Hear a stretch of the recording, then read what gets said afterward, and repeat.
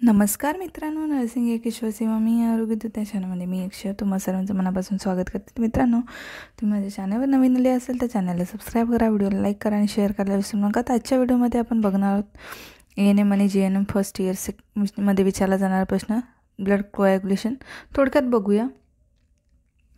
तर चला तर व्हिडिओला सुरुवात करूया. तर रक्तकोटन क्रिया म्हणजे काय? तर रक्ताचे विशिष्ट गुणधर्मात पहिल्यापासून बंदिस्त रक्तवाहिनीपर्यंत रक्तवाहिनीमध्ये जेव्हा जे रक्त असतं ते जे आहे लिक्विड फॉर्म म्हणजे द्रव स्वरूपात असते. एकदा का ते रक्तवाहिनीमधून बाहेर पडले की त्यामध्ये सलग बदल होत राहून रक्त गुटण्याची क्रिया होते व रक्ताची गुठली तयार होते. म्हणजे एकदा तुम्ही बघितलं असेल, रक्त जर बाहेर पडल्यावरती त्याचा क्लॉट बनतो. ठीक आहे, म्हणजे रक्त गुटण्याची क्रिया होते व रक्ताची गुठली तयार होते. त्याला रक्तकोटन क्रिया असे म्हणतात. ठीक आहे, एकदा का ते रक्तवाहिनीमधून रक्तही बाहेर पडले की त्याच्यामध्ये सलग बदल होत राहून रक्तकोटण्याची क्रिया होते व रक्ताची गुठली तयार होते. त्याला रक्तकोटन क्रिया असे म्हणतात. हा बदल म्हणजे मानवी शरीराला निसर्गाने दिलेले वरदान आहे. त्यामुळे नैसर्गिकरित्या रक्तस्राव झाला की थांबतो तो. ठीक आहे, त्याच्यानंतर रक्तकोटन क्रिया कशी होते? तर इजा झालेल्या पेशी व प्लेटलेट्समधून स्रावतात जे एन्झाईम्स ते आणि थ्रोम्बोप्लास्टिनची क्रिया लिव्हरमध्ये तयार होणाऱ्या प्लाझ्मा आणि प्रोथॅम्बिन जे असतं त्याच्यामध्ये रक्तातील इलेक्ट्रोलाइट आणि कॅल्शियमच्या सानिध्यात प्रोथॅम्बिन तयार होते. ठीक आहे, इजा झालेल्या पेशी व प्लेटलेट्समधून स्रवले जाणारे एन्झाईम्स प्लस थ्रोम्बोप्लास्टिनची क्रिया लिव्हरमध्ये तयार होताना प्लाझ्मा आणि प्रोथॅम्बिन व रक्तातील इलेक्ट्रोलाइट व कॅल्शियमच्या सानिध्यात प्रोथॅम्बिन तयार होते. त्यानंतर या प्रोथॅम्बिनची क्रिया लिव्हरमध्ये तयार होणारे सोल्युबल प्रोटीन व फायब्रिनोजनवर होऊन फायब्रिन तयार होते. ठीक आहे, आणि फायब्रिन आहे हे न विरघळणाऱ्या बारीक बारीक धाग्यांची जाळी असते.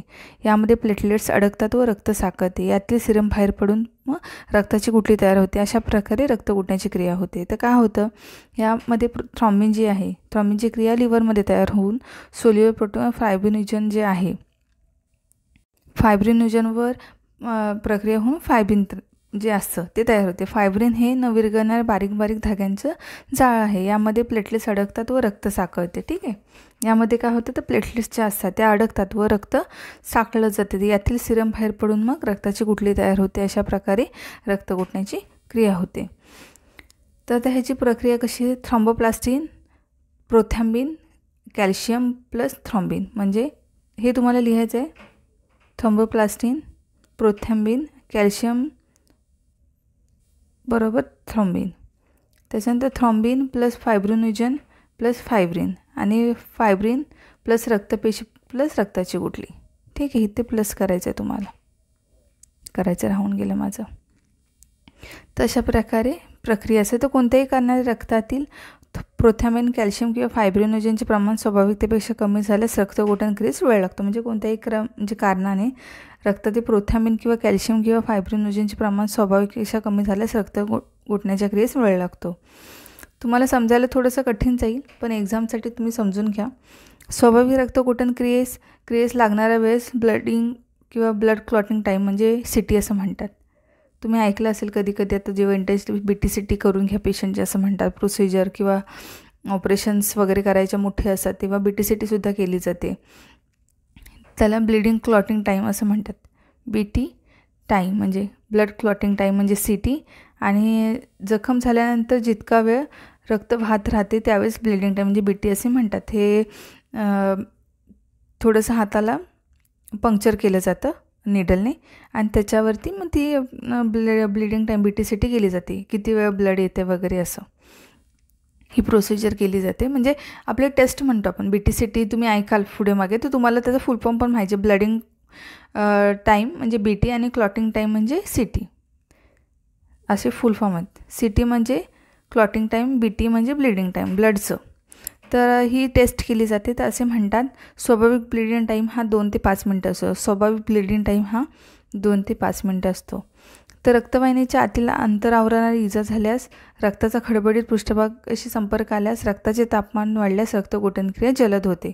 म्हणजे रक्तवाहिनीच्या अंतर आवरणाला जर इजा झाल्यास, रक्ताचा खडबडीत पृष्ठभागाशी संपर्क आल्यास आणि रक्ताचे तापमान वाढल्यास रक्तकोटन क्रिया जलद होते. ठीक आहे, तर रक्ताचे तापमान कमी ठेवल्यास म्हणजे रक्ताचे तापमान कमी ठेवल्यास रक्तातील कॅल्शियमचे प्रमाण कमी झाल्यास रक्ताचा गुळगुळीत व पृष्ठभागाशी संपर्क आल्यास रक्तगोठण क्रियेत सावकाश म्हणजे रक्त गोठण्याची क्रिया सावकाश किंवा मंद होते.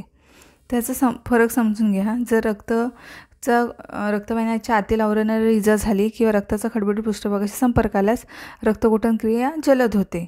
पण रक्ताचे तापमान कमी ठेवल्यास रक्तातील म्हणजे जे कॅल्शियम असतं मगाशी सांगितलं कॅल्शियम प्रथिन कमी झाल्यास तर रक्तातील कॅल्शियमचे प्रमाण कमी झाल्यास रक्ताचा गुळगुळीत पृष्ठभागाशी संपर्क असल्यास रक्तगोठण क्रिया सावकाश किंवा मंद होते.